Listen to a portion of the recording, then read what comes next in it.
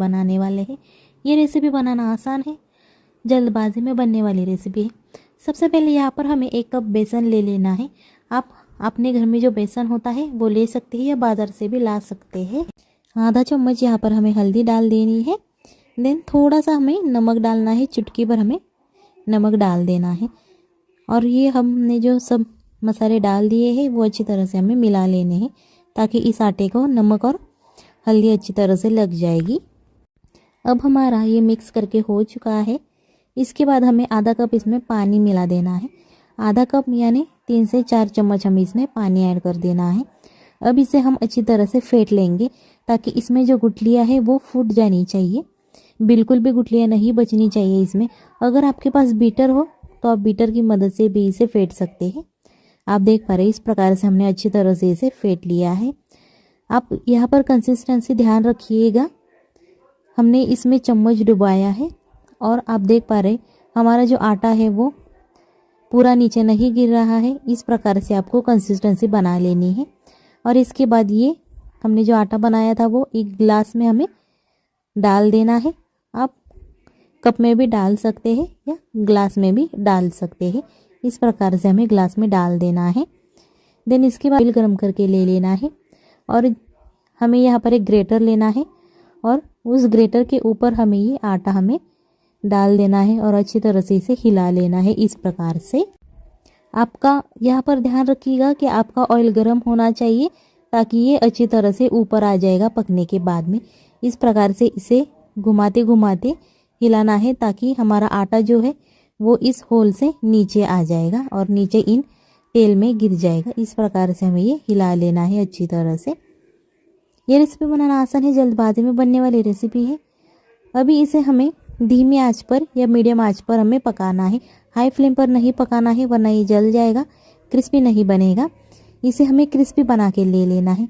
ये रेसिपी आप अपने घर पे मेहमान आएंगे तब बना सकते हैं, क्योंकि ये जल्दबाजी में बनने वाली रेसिपी है। ज़्यादा समय नहीं लगता है इस रेसिपी के लिए और इसका टेस्ट बहुत अच्छा आता है। आप देख पा रहे हैं अच्छी तरह से हमारा ये क्रिस्पी हो चुका है। अब इसे हम निकाल लेंगे एक प्लेट में। आप टिश्यू पेपर के ऊपर भी निकाल सकते हैं, ताकि इसका जो एक्स्ट्रा ऑयल है वो टिश्यू पेपर सोक कर लेगा। अब हमारा जो आटा बचा था उसका सभी हम बना लेंगे और इसे सबसे पहले हमें ठंडा कर लेना है। आप देख पा रहे हैं बहुत क्रिस्पी ऐसा हमारा ये बन चुका है। आप इसे फैन के नीचे भी ठंडा कर सकते हैं या ऐसे ही ठंडा होने दे सकते हैं, बट ये हमें ठंडा कर लेना है सबसे पहले अच्छी तरह से। वीडियो अच्छी लग रही है तो वीडियो को लाइक कर दीजिएगा। यहाँ पर हमें एक मिक्सर का जार लेना है और हमने जो बेसन के आटे का बना लिया था वो इसमें हमें डाल देना है। आप अपने हिसाब अनुसार जार छोटा या बड़ा ले सकते हैं, जितना आपका सामग्री है उतना वो जार बड़ा ले सकते हैं। अब हम ये सब इस जार में डाल देंगे और इसे अच्छी तरह से पीस लेना है। ज़्यादा बारीक नहीं करना है, मोटा मोटा हमें इसे पीस लेना है। आप देख पा रहे हैं हमने इस प्रकार से इसे पीस लिया है अच्छी तरह से। अब इसके बाद हमें क्या करना है, यहाँ पर एक पैन लेना है और 1 कप हमें पानी इसमें डाल देना है और गैस चालू कर देना है। देन इसके बाद हमें क्या करना है, आधा कप हमें शुगर लेना है, शक्कर, वो इस पानी में हमें डाल देना है। और यहाँ पर स्टार्टिंग में हमें हाई फ्लेम रखनी है, ताकि हमने जो शक्कर डाली थी वो अच्छी तरह से पिघल जाएगी। आप देख पा रहे हैं यहाँ पर बुलबुले आने स्टार्ट हो चुके हैं, हमारी शक्कर भी घुलने लगी है। इस प्रकार से अब हमें मीडियम आंच पर ये पका लेना है। जब तक आपका पानी आधा नहीं हो जाता है, 1 कप से आधा कप, तब तक आपको ये पका लेना है। अच्छी तरह से इसे पकाना है। हमने जो ग्राइंड करके लिया था वो इस पानी में हमें डाल देना है। आप देख पा रहे हैं बहुत अच्छा इसका टेक्सचर आ चुका है और कलर भी बहुत अच्छा आया है।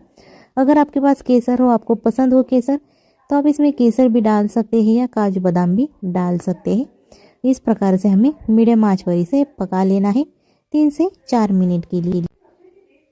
अगर आप चैनल पर नए हो तो चैनल को सब्सक्राइब भी कर दीजिएगा, ताकि सबसे पहले मिल जाएंगी। आप देख पा रहे हैं इसमें का पानी पूरा जाने लग चुका है। हमें इसका जो पानी है वो पूरा चला जाना चाहिए और ये ड्राई होना चाहिए। आप देख पा रहे हैं ये पूरा ड्राई होने लग चुका है। इस तरह से हमें इसे अच्छी तरह से पका लेना है। अब हम गैस बंद कर देंगे और इसे अच्छी तरह से ठंडा होने के रख देंगे। अब आप देख पा रही है हमारा अच्छी तरह से ठंडा हो चुका है। पूरा भी ठंडा नहीं करना है, इसमें थोड़ा सा गर्म होना चाहिए। आप इस चम्मच की मदद से भी इसे ठंडा कर सकते हैं। देन इसके बाद हमें क्या करना है, इसका थोड़ा सा हमें लोई लेनी है और इस प्रकार से इसका छोटा लड्डू या पेड़ा भी बोल सकते हैं, उस प्रकार से इसे बना लेना है। आप देख पा रहे हैं अच्छी तरह से इसका बहुत अच्छी शाइन आती है और टेस्ट में भी बहुत अच्छा लगता है। ये अच्छी तरह से हमें बना लेना है लड्डू का शेप या पेड़ा का शेप भी आप बना सकते हैं।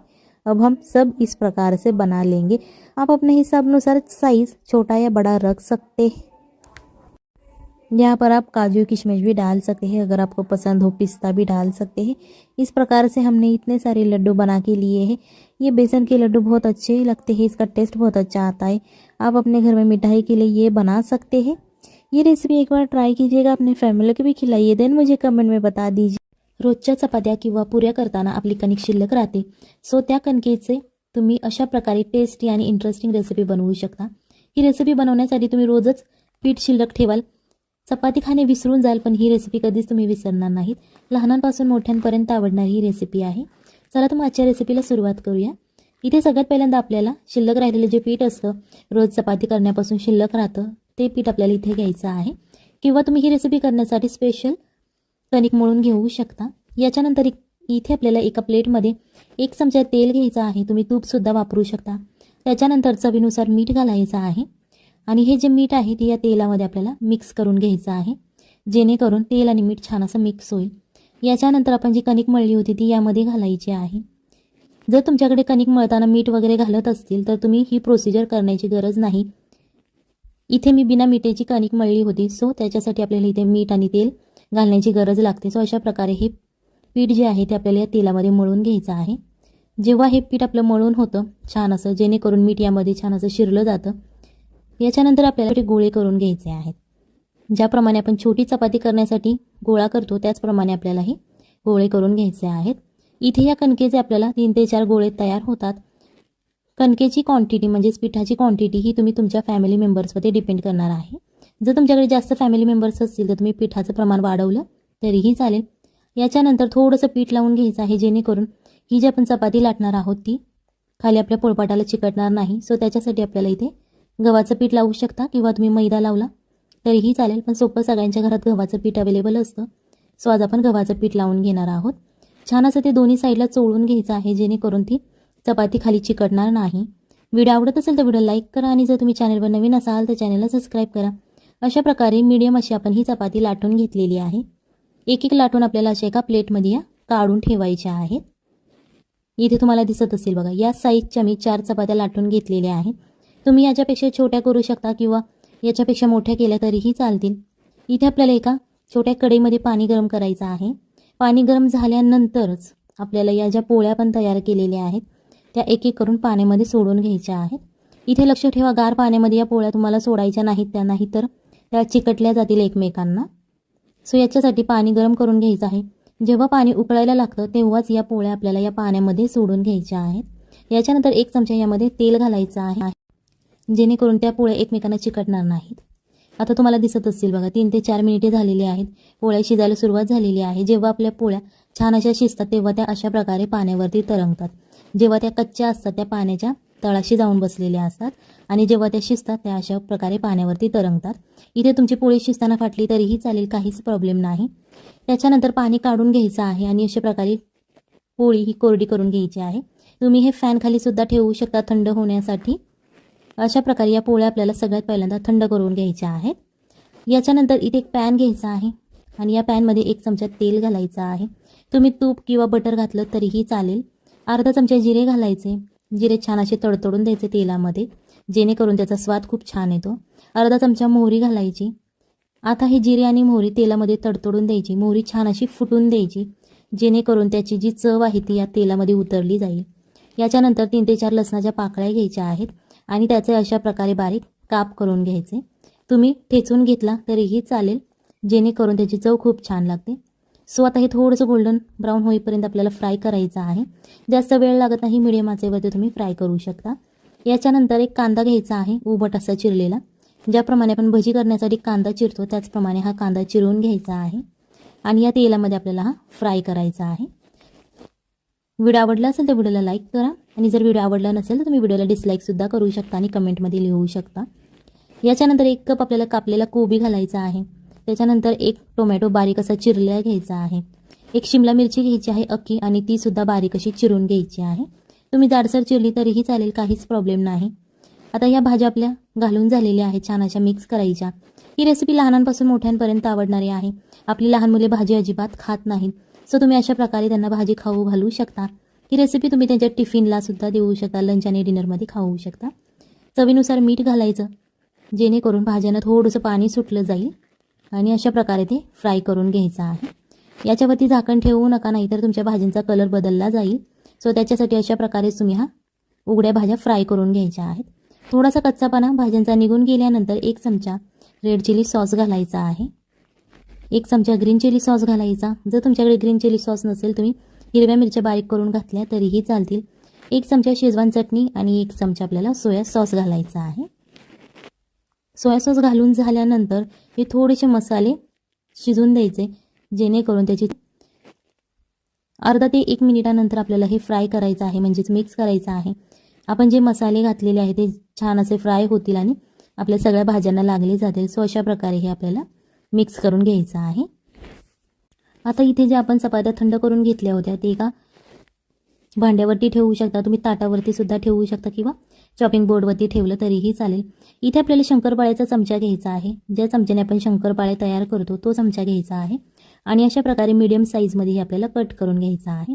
जर तुमच्याकडे शंकरपाळ्याचा चमचा नसेल तर तुम्ही चाकूच्या मदतीने हे कट केलं तरीही चालेल. तुम्हाला दिसत असेल बघा, छान असं हे तयार झालेलं आहे. याच्यानंतर आपण जो मसाला फ्राय केला होता त्यामध्ये आपल्याला हे घालून घ्यायचं आहे. ही रेसिपी खूप हेल्दी आहे. तुम्ही लहान मुलांना बाजारात जाऊन नूडल्स खाऊ घालता, पण ते सारखं खाणं शरीरासाठी चांगलं नसतं. सो त्याच्यासाठी ही हायजेनिक रेसिपी, हायजेनिकफुल रेसिपी ही आहे. ही तुम्ही घरी बनवू शकता आणि इथे मैद्याचा बिलकुल वापर केलेला नाही. सो त्यांच्या शरीरासाठी खूप छान आहे. आणि एक्स्ट्रा आपण यामध्ये जे चायनीजवाले घालतात तसं काहीही घातलेलं नाही आहे, सॉस वगैरे घातलेले आहेत फक्त. सो ही रेसिपी मुलांसाठी खूप छान आहे, त्यांच्या टिफिनला सुद्धा देऊ शकता. एक नवीन आणि इंटरेस्टिंग असा हा पदार्थ आहे. सो रेसिपी नक्की घरी ट्राय करा, आपल्या फॅमिलीला खाऊ घाला आणि मग मला कमेंटमध्ये सांगा कशी झाली होती. हे आपल्याला 1 ते 2 मिनिटासाठी फ्राय करून घ्यायचं आहे. तुम्ही हाय फ्लेमवरती सुद्धा फ्राय करू शकता किंवा मीडियम फ्लेमवरती फ्राय केलं तरीही चालेल. दिसायलाही खूप छान दिसतात हे नूडल्स आणि चवीलाही खूप छान लागतात. लहान मुलांना इंटरेस्टिंग रेसिपी खाण्यात खूप इंटरेस्ट असतो.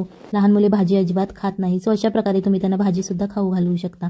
तुम्हाला ज्या भाज्या आवडतात तुम्ही त्या मुलांना देऊ शकता. इथे थोडीशी आपल्याला कोथिंबीर गार्निशिंगसाठी घालायची आहे.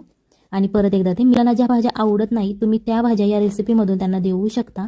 सो रेसिपी मुलांसाठी नक्की घरी ट्राय करा, खाऊ घाला मुलांना आणि मुलांचा फीडबॅक घ्या. त्याच्यानंतर मला कमेंट करा आणि कमेंटमध्ये सांगा की ही रेसिपी कशी झाली होती. चला तर मग भेटूयात पुढच्या रेसिपीमध्ये. तोपर्यंत बाय बाय, टाटा.